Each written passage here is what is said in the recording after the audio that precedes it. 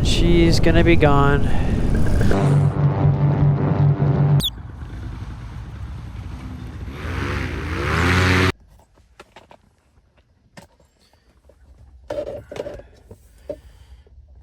Alright guys, I want to cover two things today probably. I would like to try a no hands landing and takeoff and flight completely. I messed this up already once, not gonna, I'll post a video, or I'll post some of the clips from it. I would also like to try some fully trimmed out launches and landings. So it'll be interesting. So let's find out, right? So those are two things. And then the third thing will be actually my first time fully trimmed out and using speed bar. I've never actually done that yet, which is kind of interesting, but enough of my babbling. And because I'm not on here to be like all the other guys that just talk nonstop as much as I'd love to, and I have a lot of points to cover. Maybe we'll do that in an actual like podcast on Paramotor or something like that, who knows.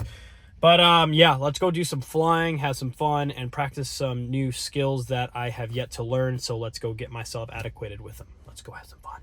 Hopefully this camera mount will actually work for me this time. We're all ready up for the no hands flight. We'll knock out first. We'll come back down and then we'll go back up and mess around with some smoother air with the speed bar and fully trimmed out landings and stuff of that sort. So, but I'm going to try to capture everything on this Insta360 cam. Kind of a cool mounting location. We'll see how it works out though. Not sure.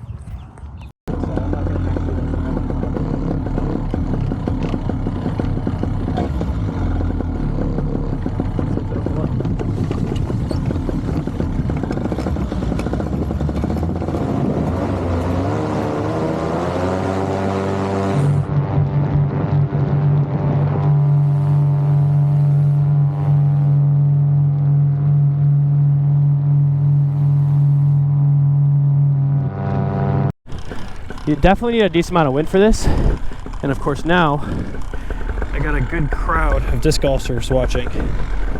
Let's see, I'll push this stuff out to the side. Wait for a little bit of a gust here.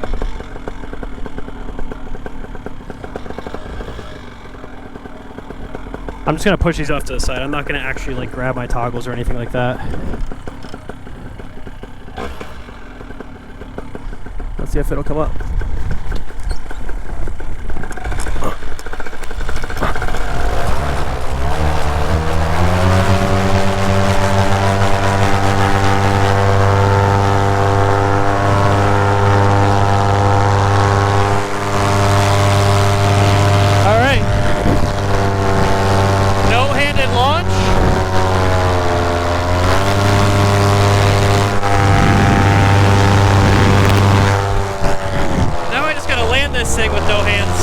Try it.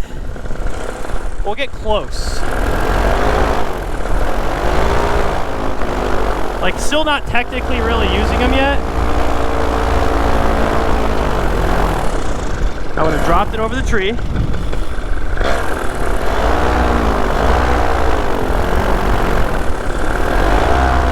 I would have just buttered it out. I mean, I didn't really use them. Other than put it down, I didn't necessarily use them, I would say. All right, so now we're gonna take this and trim it all the way out. Open these trimmers as high as they will go. And we're gonna take off in the fully trimmed out position and see how much fun your boy's about to have. We'll just come in, quick takeoff, quick landing. Now those trees in front of me actually kind of pose a risk, because I know how much forward speed I'm about to have. This is the difference, guys. You're gonna actually have to run with this now. Like, actually run. Yeah, we all run, quote unquote, but this is gonna be some real running.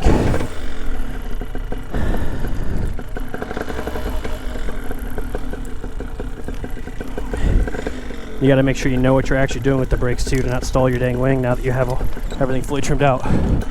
So you have the most control, but you also now have the fastest position the entire time. So let's see if we can steer left of that pond a little bit.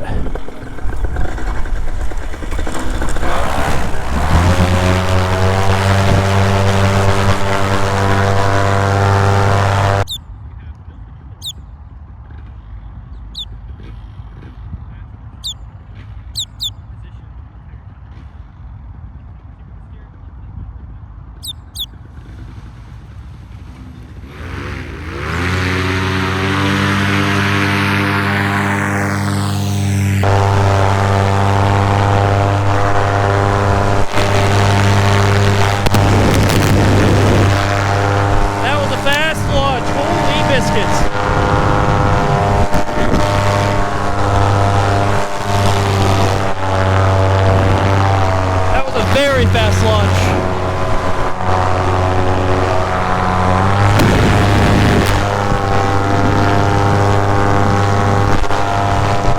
Let's come back around.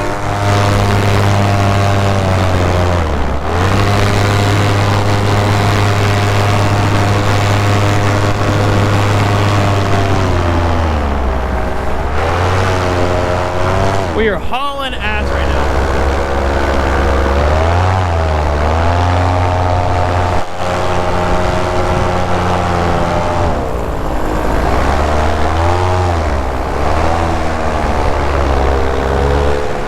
I've never had this kind of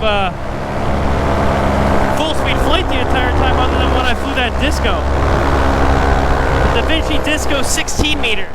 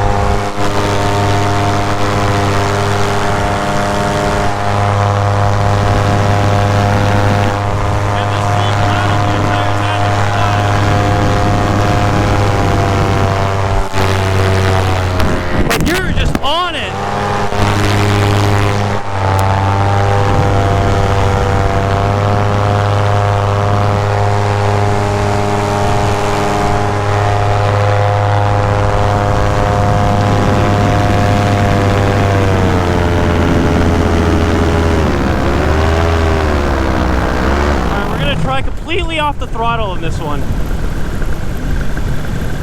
I mean, dude, look at this. A little bit closer.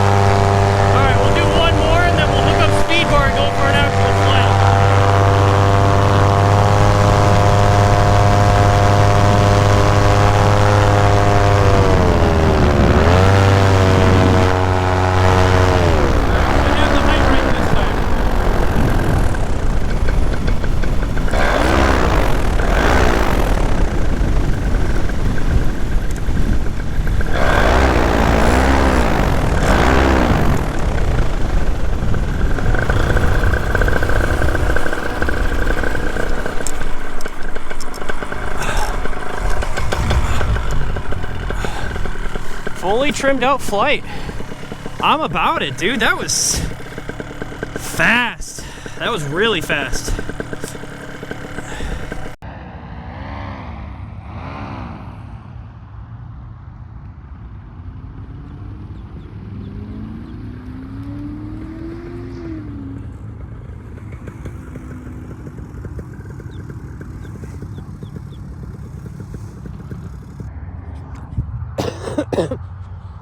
Now that we've flown fully trimmed out, launched, and takeoff, we had 3 nice little landings actually, and then I was like, I'm just gonna take back off. So we're gonna go up now, use some speed bar for the first time, try to hook it in correctly, trim that bitch all the way out. We're not gonna touch any steering at this point in time because you're not gonna have a very good result if you do that.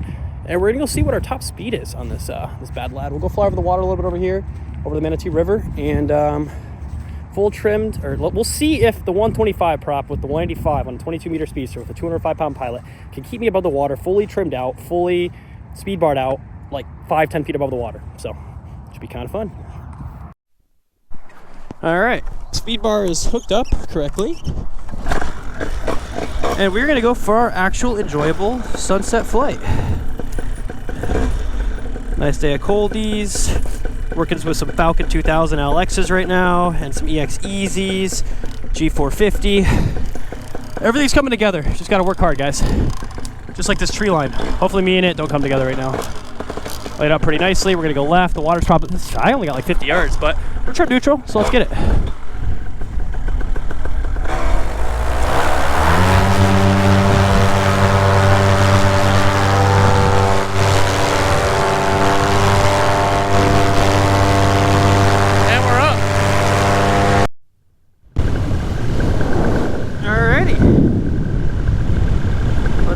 Like to engage speed bar with trimmed neutral. We'll check the speed out here in a sec, and you can turn, I guess, by going like this.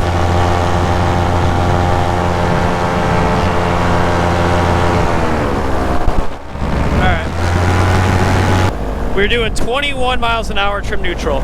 Speed bar, trim neutral.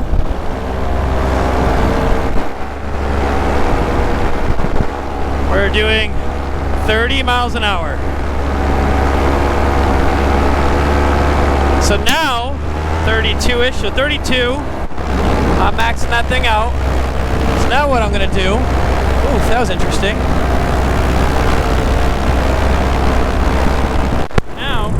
Out, definitely not touch. So already doing 40.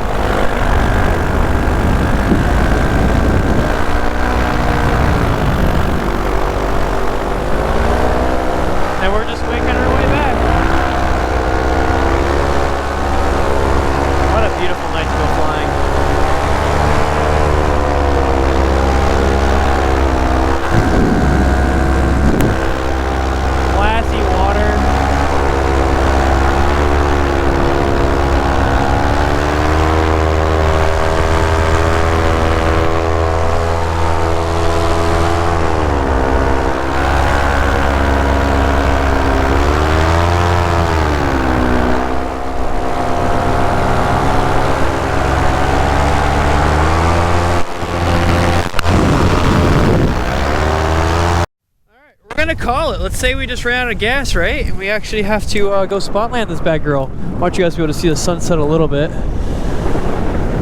through my eyes. Wow, that is gorgeous. Let me keep going a little bit back.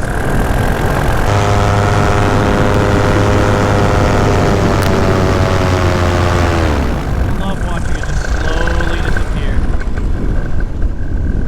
One loop here and it'll probably be pretty much gone. Over this big wooded area. Oh, and she's gonna be gone. That's the sunset right there.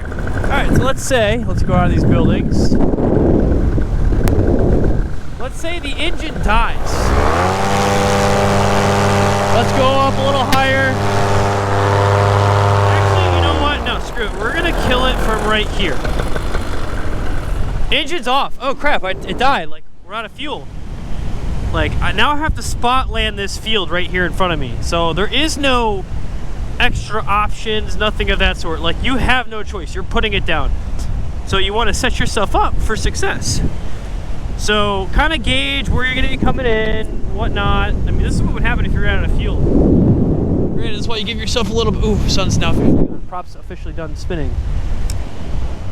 So what typically you do, if you'd had space, you'd go all the way to the right, set yourself by where those buildings are, but you can't fly over buildings. Now, granted, in an emergency circumstance, I don't see it being an issue.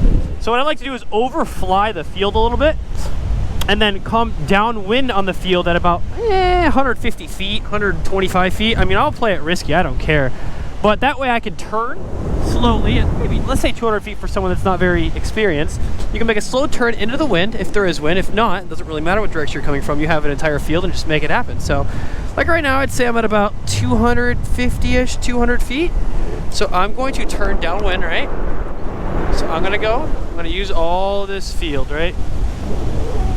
So there's wind behind me. I'm gonna glide over all of it. And then what I'm gonna do next is I'm gonna go ahead and bank it in. Looking at my altitude, you kind of have to make that decisive decision.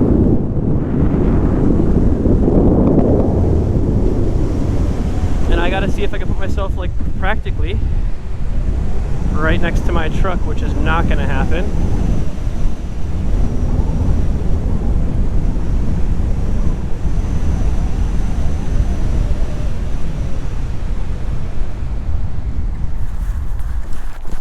Actually, did not do too bad of a job there. That's actually a good spot. Not bad. I am pretty much right next to my truck. That's a good drop in. All right, sick, I'll take it.